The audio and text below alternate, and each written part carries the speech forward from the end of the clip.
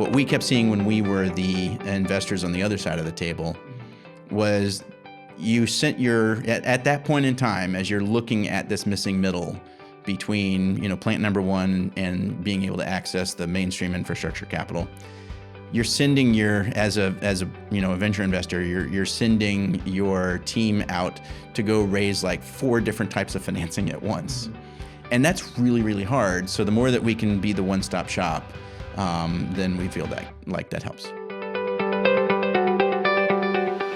Today, I'm thrilled to welcome Rob Day, co-founder of Spring Lane Capital, to the podcast. At Spring Lane, Rob is pioneering a unique approach to climate tech investment, providing hybrid capital to growth stage companies, tackling big challenges in energy, water, food, and waste. With decades of experience in clean energy and sustainability, Rob has been at the forefront of driving impactful innovations that truly make a difference. In our conversation, we'll explore Rob's journey in climate tech, dive into the evolving investment landscape, and get Rob's take on what it takes for startups to succeed. And we did things a little differently this time. And instead of ending with a lightning round, we actually kicked things off with a lightning round. I hope you enjoy this lively discussion with Rob Day.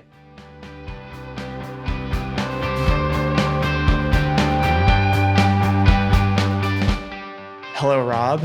Thank you so much for joining the podcast. It's a privilege to have you on and really appreciate you taking the time. When I was telling my friends that you're going to be on, they were so jealous and grateful that you're taking the time. Looking forward to diving into your career journey, learning about the impressive work of Spring Lane. But before getting into that, we're going to do things a little differently today, kick things off with a lightning round. So my first question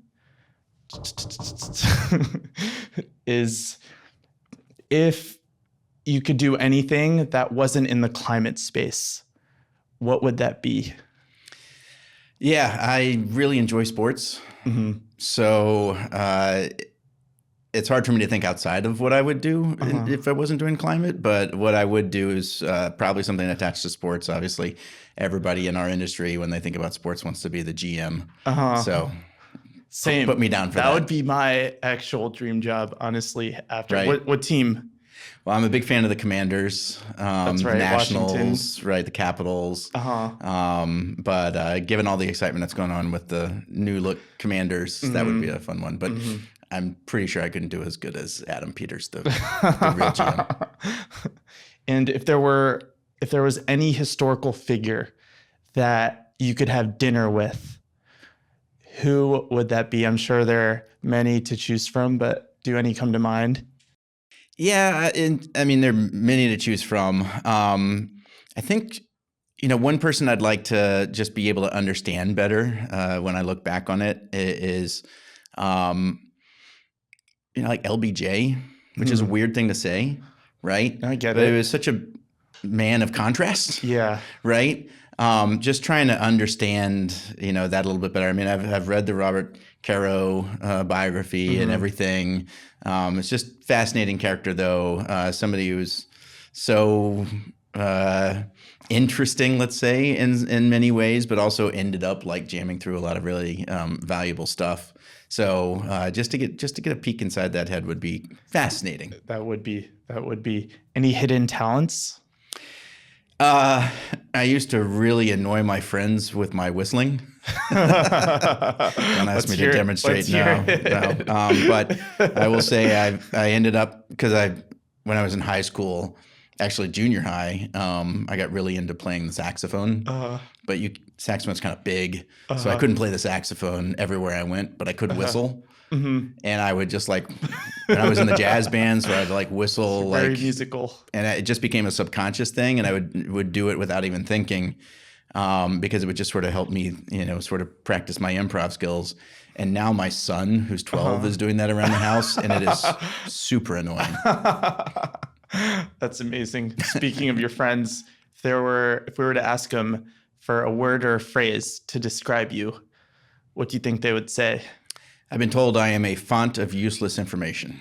I beg to differ. Just wait. Based on listening to your past interviews. If you could master any skill, what would that be? I wish I was better at literally physically fixing things like motors.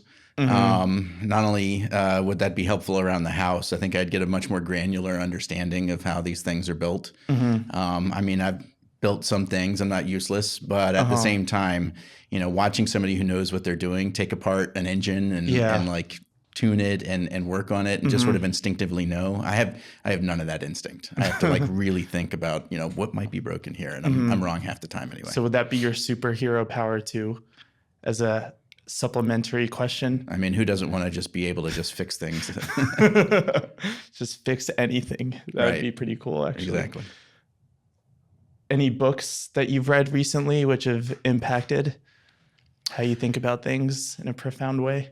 Impacted. I don't know if it's impacted because I read a lot of history, but I recently read a history of the Portuguese Empire and just, again, font of useless information. But it was just really fascinating to me how within a very short amount of time, especially given the time lags involved in the travel, their explorers figured out not only how to get to the Indian Ocean, but how to essentially control it. And, for better or for worse, but just really fascinating to see how quickly that sea change, if you pardon the pun, happened. So what about history? Are you what draws you in? Is there anything specific, or are you just in many ways, I hope we're not curious? doomed to repeat it. But it is fascinating just to look back. We're engaged in, just to pick on climate, but of course with other issues as well. We're engaged upon some really, big challenges.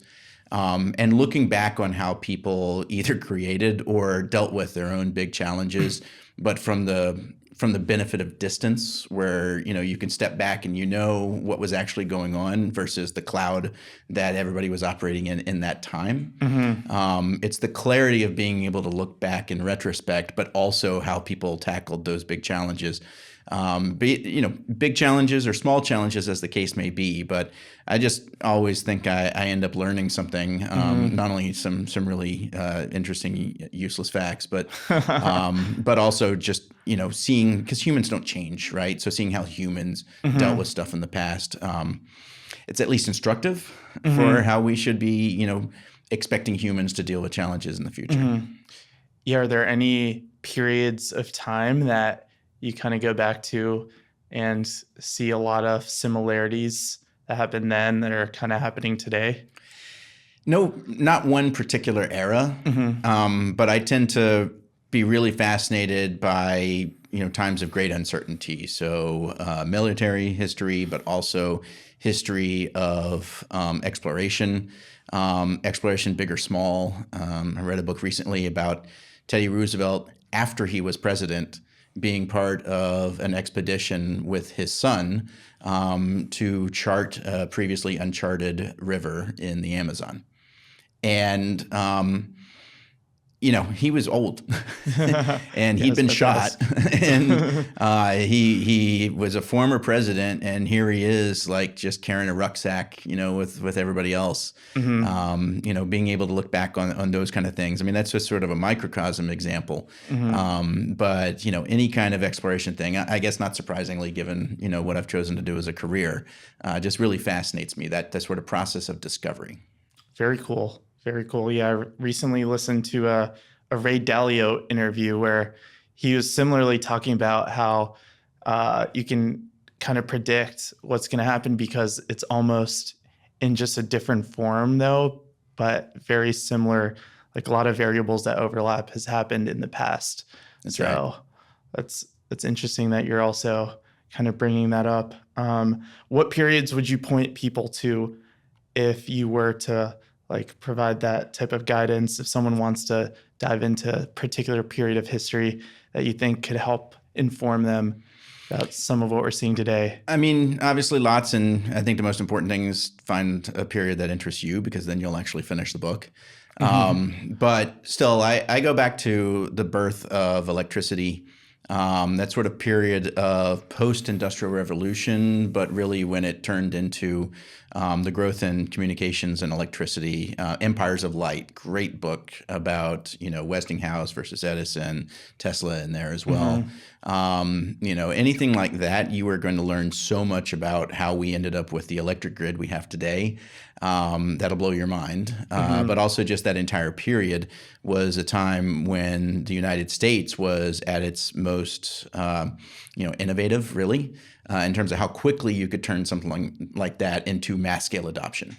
And we can still do some of that, but it's also a little bit inspirational. Again, it's got pluses and minuses as to how it was done, obviously. But just in general, seeing how the pace of change can go a lot faster than we're used to is inspirational, because I find so often in our sector, there's this sort of instinctive feel of things aren't going to change very quickly, so we need to plan around things not changing very quickly. Meanwhile, we're staring at challenges that require us to change quickly. Meanwhile, humans aren't really good at identifying places where we need to change quickly and getting out ahead of it. And so how can, either out of necessity or opportunity, things change that quickly across an economy?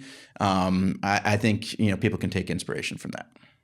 What are some of the things that you think are changing very quickly today? I'm sure there are a few, but just curious to hear your perspective. Yeah, I mean, I'm old enough to remember, International Energy Agency forecasts of solar from, a few years back, and every single one of those forecasts was, like a relatively flat trajectory, and then it keeps being a hockey stick, for instance.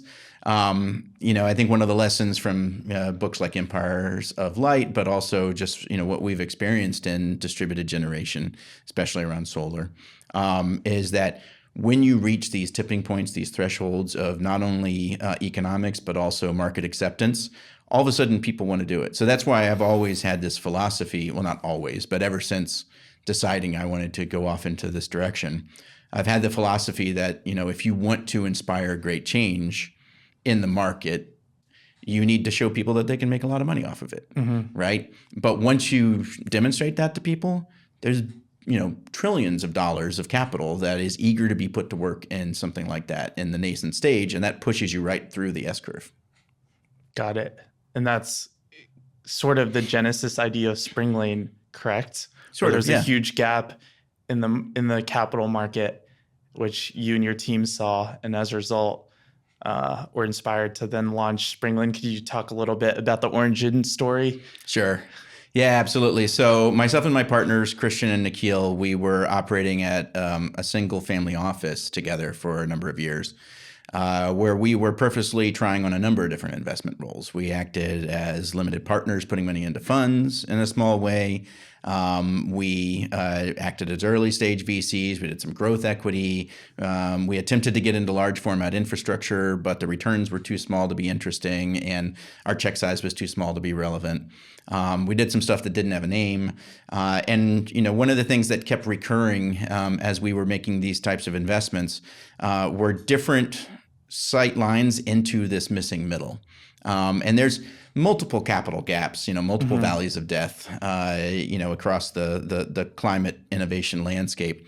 But one that at that point in time, at least, hadn't been talked about much is what happens after you have successfully commercialized, and I'll put that in air quotes, commercialized your solution. And we and others just kept seeing situations where that felt like the finish line as a venture investor, but then the adoption, the S-curve just didn't pick up, right?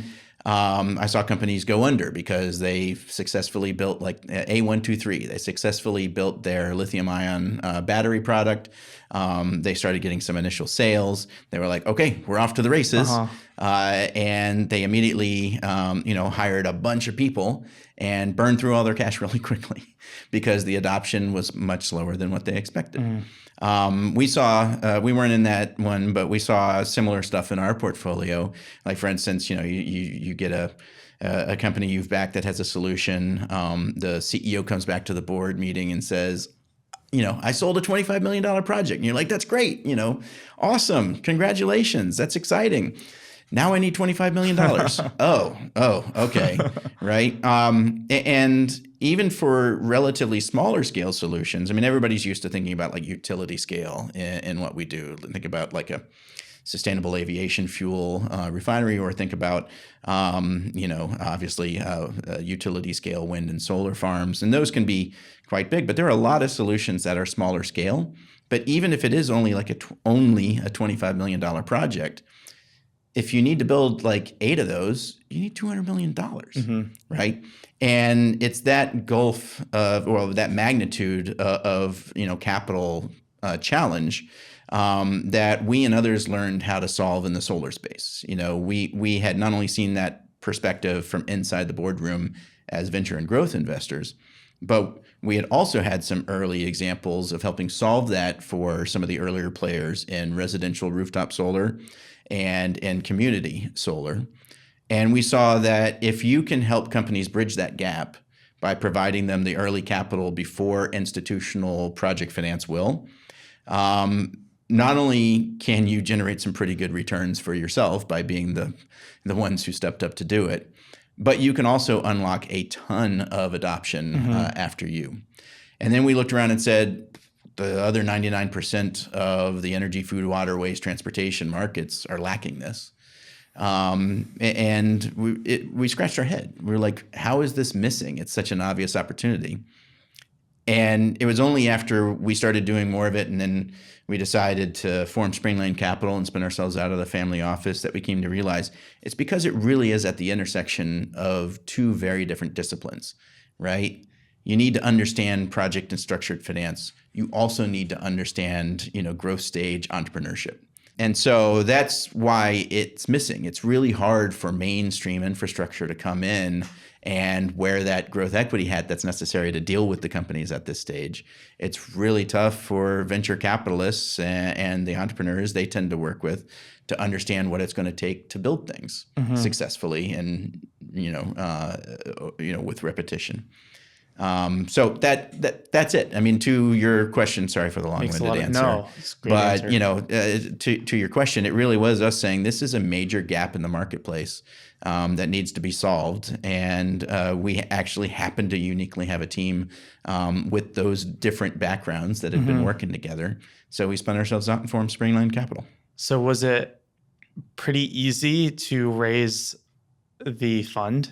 Did you find, or what did the process look like? Can you provide some color into like how exactly that culminated? Yeah, being a first-time fund manager, which we technically were, even though we'd been investing together for like 8 years at that point. But being a first-time manager, any fund one is really hard to raise.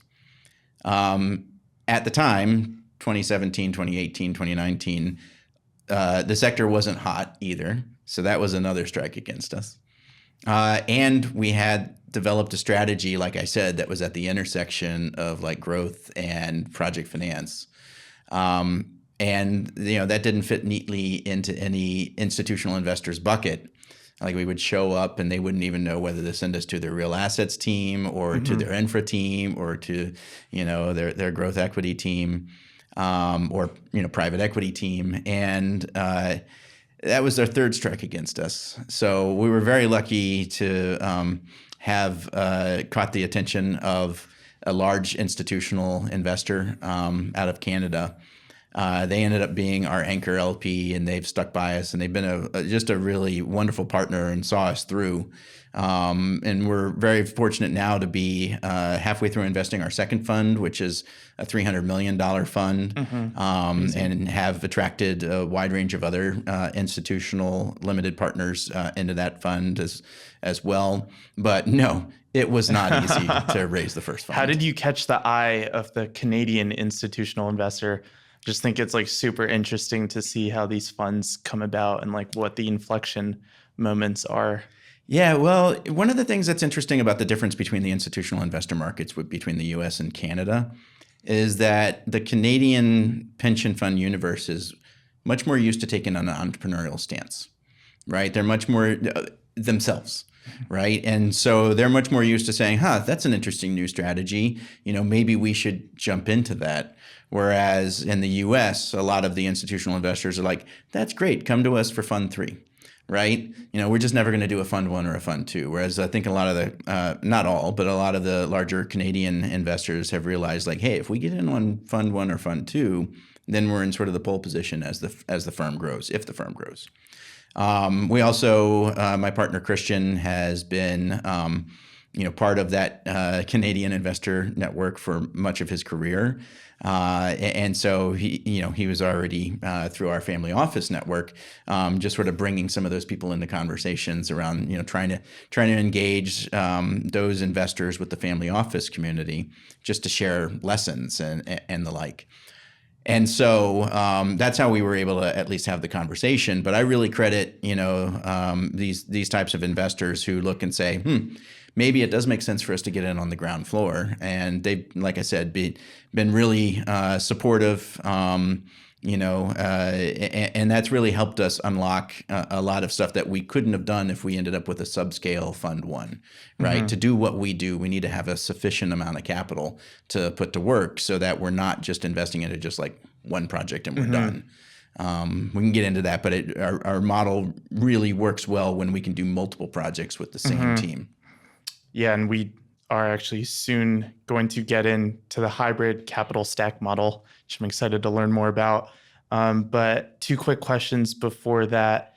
So on this point of raising the first fund during not a super hot period in the climate field, so have you seen things noticeably shift on that front? And like how, because there's so many different conflating factors, I feel like today, where on one hand, the IRA passed, which is a huge tailwind, but then also interest rates kind of got high and there's just a lot of election uncertainty happening. So I'd love to just hear your thoughts on that front. I think 2024 has been really tough for anybody to raise a fund, whether they're on fund one or fund 11, right?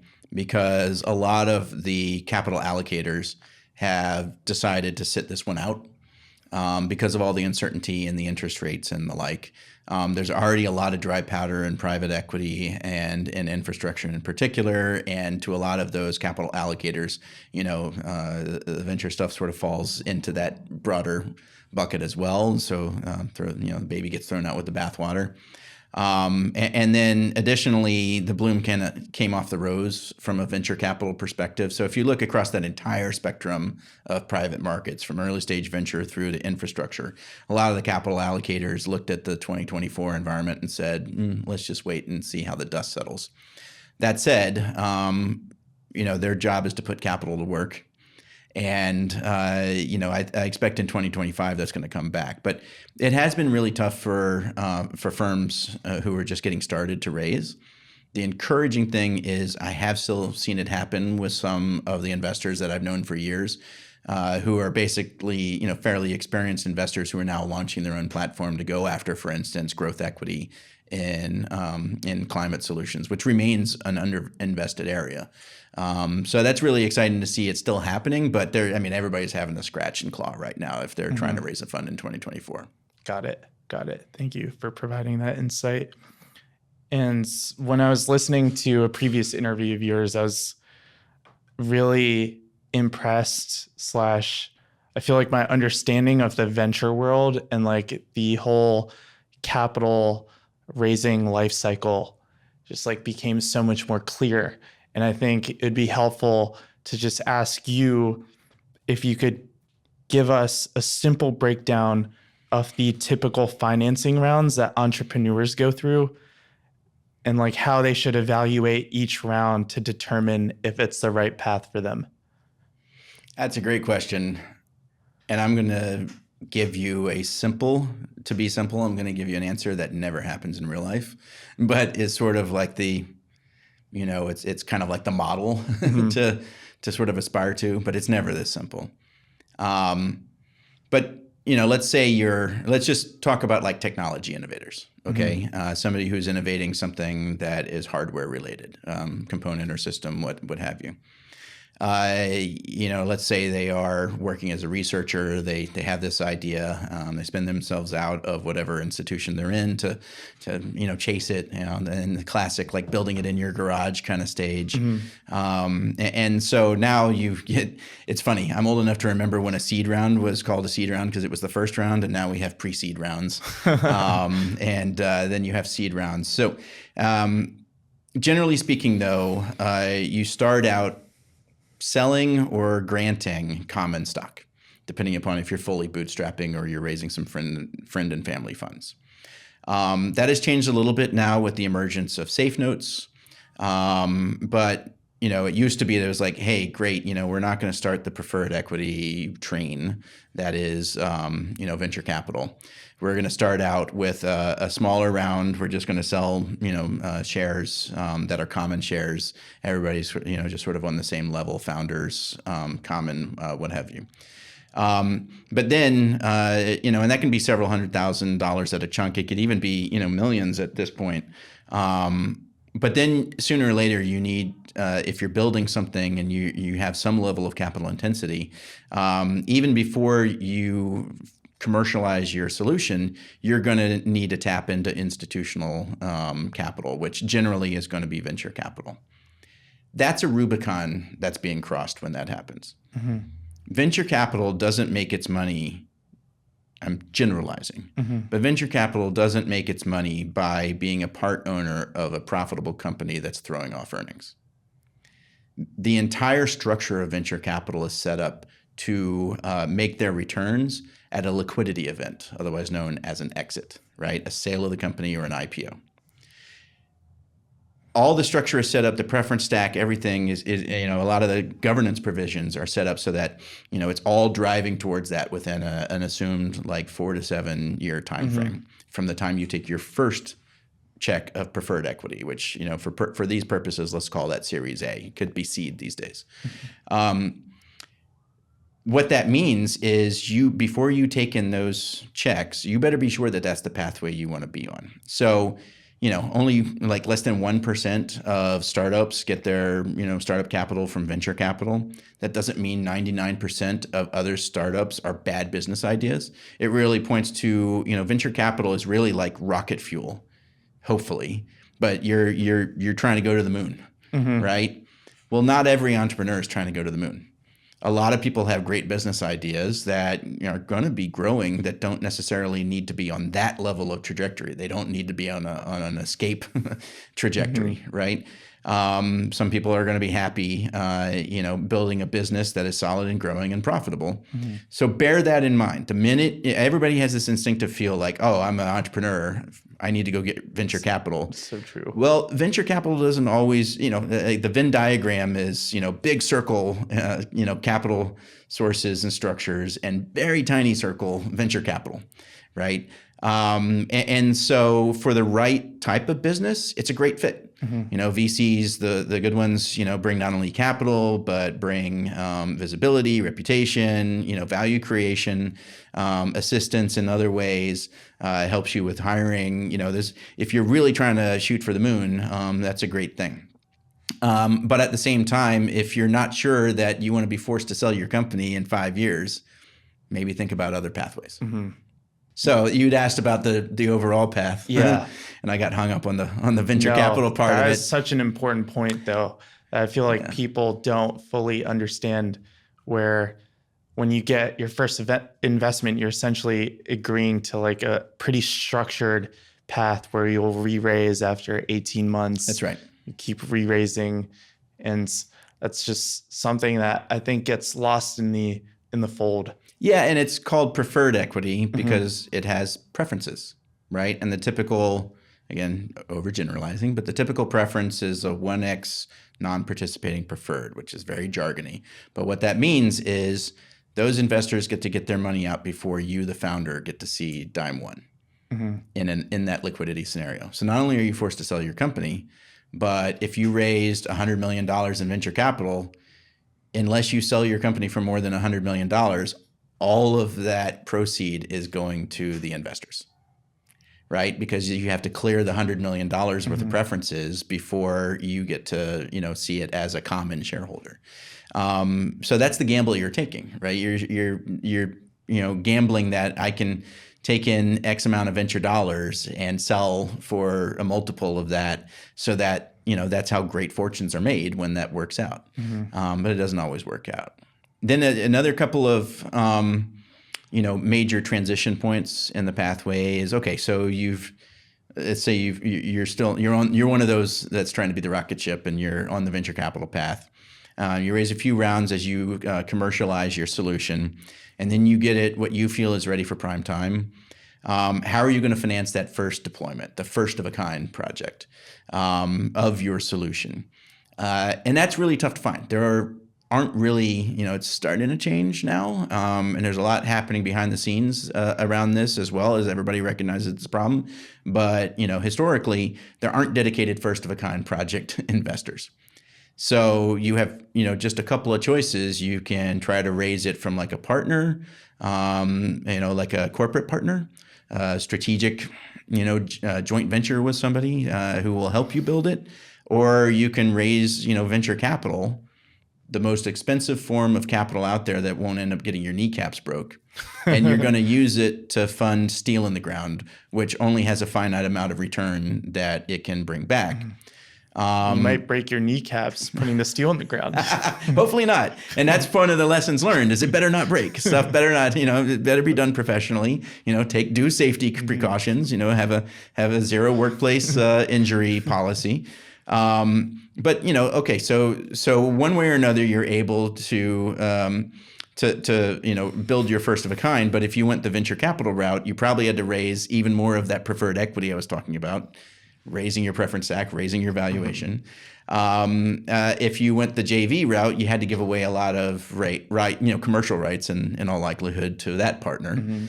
But let's say then you succeed at that, then the next phase is, how can we unlock the mainstream infrastructure with billions upon billions of dollars of capital? And that's the gap that, rooftop solar, for instance, was able to successfully get across, that unlocked so much de-risked, i.e. cheaper, project capital, that it drove down prices, not only of the financing, but just because of then the volume effects, it drove, scale effects, it drove down the cost of the solar systems, and starts a virtuous cycle of adoption. As more volume leads to lower cost, leads to more volume, leads to lower cost. So that's how it's supposed to work in theory. Got it. And where does Springlane Capital come in?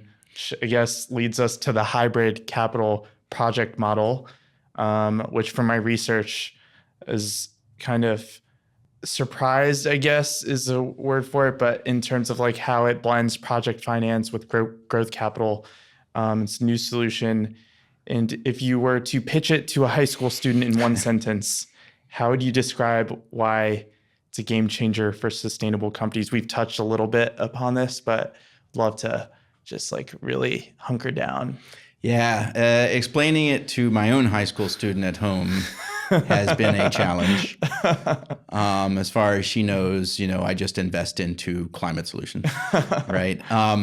But still, what I would say is the billions of dollars of, say, Wall Street infrastructure capital, they only want to do like the 10th and beyond of something. Our job at Springlane Capital is to help entrepreneurs go from number 1 to that number 10, and then obsolete ourselves. So it's not just providing the capital, but also assistance, and we'll get into what the hybrid part of it means, but I'm trying to I'm violating your one sentence to a high school student, but that's what I'm trying to describe as sort of our role is to help companies be able to access that, mainstream infrastructure capital after us. Got it. So in terms of size, what's the traditional ticket size that you guys generally invest in? Yeah, I mean, climate solutions come in all shapes and sizes. I was talking about residential rooftop solar. I mean, those were $30,000 systems that ended up being able to scale because it just became so standardized and so homogenized that you could make it work. If at the same time, I was just earlier today on a panel talking about sustainable aviation fuels. Those are multi-billion-dollar projects. So the project sizes themselves will range widely. Then you get different levels of debt that each can gather. And so that affects the size of the equity check. And we tend to be more project equity ourselves because we saw that as being more missing than project debt. But the net result is that, the per project check size can range for us from six figures to $100 million per project. Got it. Now, our sweet spot is we like to partner with an entrepreneur, we call them developers, around $25 to $50 million worth of capital, preferably closer to the 50, across multiple projects and also putting some money into their company. See. And we do that because it solves a lot of chicken and egg problems for them. It's a way for us to put our money where our mouth is when I say I want you to succeed long term. It gives us access inside the boardroom, which gives us more access to being able to provide assistance and insight and advice to the extent that we can add that value. So that's why we do that. Which, by the way, to your earlier question, was one of the reasons it was really hard to raise Fund 1 because everybody looked at that and were like, what are you doing?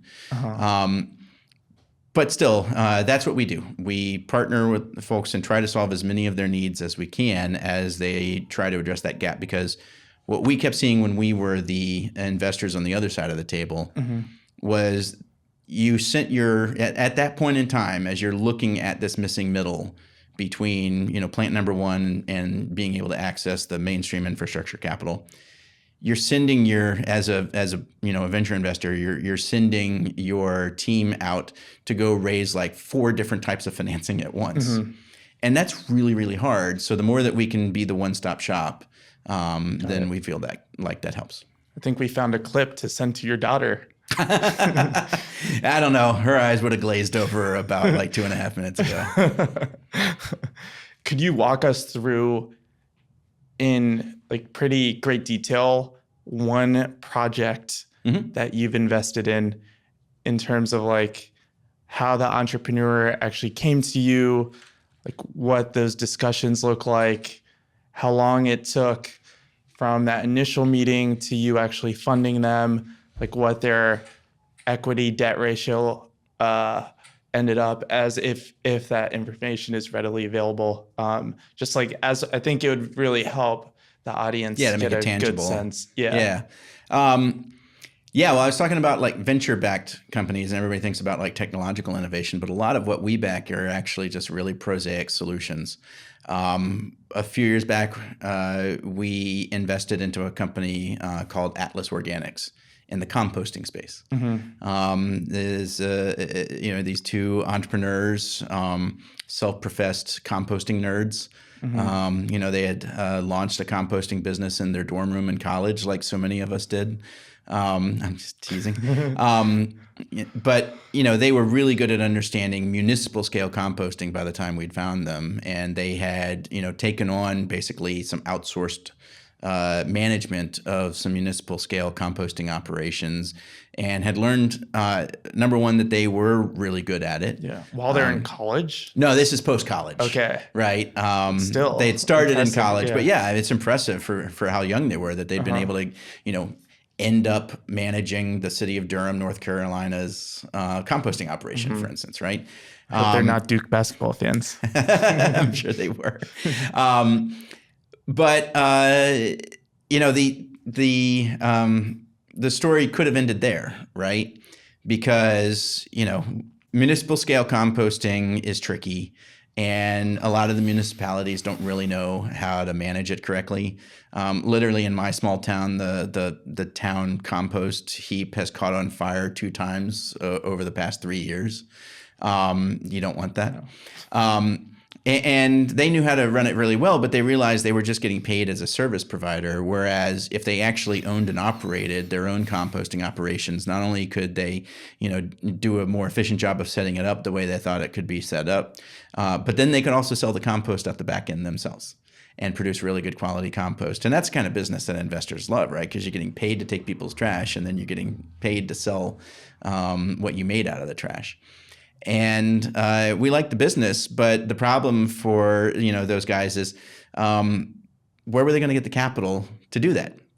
These weren't hugely capital intensive projects, only a few $1,000,000. I mean, the technology, there was no technology, it was like some pavement, some bulldozers, a chopper, air blower, some PVC pipe. Pretty much that's it. A lot of know-how, but still, a few $1,000,000 a pop, up to, like $20-25 million a pop, depending upon the scale of the region. And that's what we did. We partnered with them, and we put like $22 million at their disposal. They, by the time we found them, they'd already scratched and clawed their way to doing their first one of them. But we helped them, go from 2 projects to 8 projects. Build a big pipeline after that, show good profitability, because while they were really smart at composting, they admittedly didn't know anything about project finance. And not just the financial side of it, but also the asset management side of it, how to position yourself to look really institutional grade to a traditional project finance shop. And our team from our portfolio operations team came in and rolled up their sleeves and helped Gary and Joseph, get smart on all that stuff, make a couple of key hires, and really get to be institutional grade. And much faster than we expected, frankly. But after just like 2.5 years, they were able to attract the attention of a much larger infrastructure firm who said, "That's great. We want to put a couple of $100 million behind this and roll it out nationwide. And in order to do that, we want to acquire the whole platform." Wow. So, I don't know how it's gone since then, but what I do know is that it just felt really good to be able to help them grow to that point. Yeah. And it was a good validation of how it's not just the capital that's missing, but also the know-how. Do you remember what the first conversation with them look like, and like how did they ultimately find you, or how did you find them? Yeah, it was actually through an angel network that we know that was invested into them, that brought it to our attention, and that's great. Part of what makes our entire industry work well are the networks, and the fact that people do generally still, even as it grows, still know each other. So a personal referral always matters a lot. But I wasn't in that first conversation with them, but I'll tell you about a different conversation that I had that was indicative. We had a team come in that were experienced renewable energy project developers, and they had a solution in more of a like waste gasification platform that they wanted to build. And they came in seeking, I think it was a $40 million Series B round. They had built like one of them so far. And we said, "Well, you're not worth $80 million or more, right?" And they said, "I guess," and we said, "But you're not looking to sell more than half your company, right? And you're looking to raise $40 million. So by the magic, 1 + 1 = 2 of venture capital math, if you're trying to raise $40 million and you don't want to give up more than 51% of the company, you're asking to be valued at least $80 million after somebody puts in that money. And then it's going to be tough for you to raise the next round unless you just like blow the doors off. So why are you raising so much?" Yeah. And they said, "Because, we have a number of projects in the pipeline, and we need to put equity into those projects." We said, "Well, why don't you instead raise that as a sidecar pool of project capital?" And they said, "We'd love to, but nobody will do that for us." And this was in Fund 1 before people really knew who we were and what we did. When we described our approach and what we do, you could just see across the table their eyes light up. Like perfect. Right. They were like, we knew that's what we needed, but we didn't think anybody would do that for us. Right. And in the early days especially, there's just so many conversations like that with entrepreneurs who came in, they've just been told reflexively, like, "Oh, you're a startup, you need capital, raise venture capital." Those were the really formative conversations for us as we honed our model.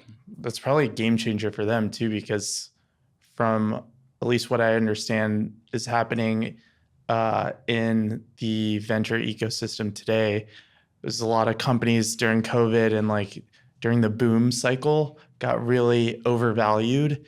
And as a result, it's tough to raise the next round of financing because no one believed that their valuations were that high. So now they have to like reset. Yeah. It's causing a lot of problems. It's causing a lot of problems. One of the other aspects of venture capital is it's extra painful to do a down round. or to do a recap because of those preferences, right? So you can't just say like, well, we just got to reprice the shares. There's a lot of structuring that has to go in, and a lot of internal negotiations that has to go into it. And it just becomes really distracting. And venture capital and venture entrepreneurship is really a momentum game too. And it just becomes obvious to everybody, that you've lost momentum. Even if you hadn't, that's the assumption. Well, why are you having to take a down round? But if the money's not there, the money's not there. So especially in 2024, that's made it really tough. I think you're still going to see some more shakeout even before I think capital is going to come back in 2025, but I still think, I keep hearing about stories of a lot of pain out there in the marketplace. Now, what I will tell you is that story though, that was pre-COVID, right? That was a team that we met with pre-COVID. But for a little while there, what you're really referring to is that SPAC wave, where there was some really cheap capital on offer. And we did lose a couple of deals to people who got stars in their eyes and went the SPAC route. But we're back to normal course of operations now. That's great. That's great to hear. And wow, I just looked at the time. It's crazy that we're almost coming up on the hour. What happens when you talk with somebody who is a font of useless information and talks too much? I've really enjoyed this conversation. So now shifting a little bit away from your actual work streams, more to the personal side of things. Do you have a mentor? Or was there anyone who you attribute to being instrumental to getting where you are today that you look at and try and emulate in some ways? What are the skills? I've had a number of mentors along the way. I've been really fortunate, even back when I was at an environmental economics think tank, the boss I had then was really smart and helped me get smart about business stuff because at the time I was really just trained as an economist and naively conflated economics and business and only belatedly learned how vastly different those two worlds are in actuality. And then, later as I got into venture capital 20 years ago, I worked with a number of different partners. So I've really been fortunate to work with a number of different people. I can't call any one single one out. But what I will say is one of the pieces of advice I got from somebody at one point was, this is from a venture investor as I was just breaking into the industry. He said, look, if I'm hiring somebody onto my team or I'm hiring somebody onto one of my portfolio company teams, I want to know that you yourself, pretty much by yourself, were responsible for a success. It almost doesn't matter what it is, but I need to know that you executed on something. And so often early in your career, you're supporting somebody or you're part of a team. I was in consulting for 2.5 years, and we were always part of a team that, worked together and stuff. And that's a great experience. But ultimately, you have to carve out of that something that you can point to and said, I accomplished this thing, right? And it had this positive result. And it's that, being able to point to sole responsibility and then being able to point to concrete results that will help you stand out and land your next job. So even when we have summer interns at our firm, we always try to give them a project, like a market map or something that they drive solo, so that at the end of their summer obviously more with our full-time team members, but even with the interns, it's we want you to be able to say at the end of the summer, I did this, that you can point to and, as sort of the quid pro quo for helping us out during the summer. What exactly is it about being able to point to something that you concretely did that you feel is so important? I think one of the lessons learned, this is going to feel like a side tour for a second, but one of the lessons learned over the past 20 years of climate investing is how much it is an execution game, not an invention game. There's a million different ways to turn a photon into a kilowatt hour. The single best way to do that from a technical perspective isn't going to be what wins. What's going to win is somebody who has a solution that is good enough, but then they out-execute everybody else. long-winded way of saying execution rules. That's what everybody is looking for, is high levels of execution. So at any level of your career, you need to be able to point to your proven execution, even in the early going. So in the early going, maybe it's just a market map. Like I was saying, like one thing you did that was relatively minor, but you did it. And that's a personal lesson learned. When I first broke into venture capital 20 years ago, I started out it wasn't an intern, as a consultant, but still, I started out doing part-time work for a fledgling venture capital firm, and they had me do a market map and optical sensors of all things. And not only did I pull that together, but they found 2 investments out of the market map that I did, like 2 completed investments. That's when they brought me on full time. Pretty good, yeah. Right? So that's what I mean. Like, don't ever say something is too small for it to prove that execution, but always, be able to point to, I did this execution, not I was part of a team that did this execution. That's amazing. And really, for me, great way to close. Do you have any final thoughts that you'd like to lead the audience with? Just that it's a couple of things. It's a really exciting time to be in the sector.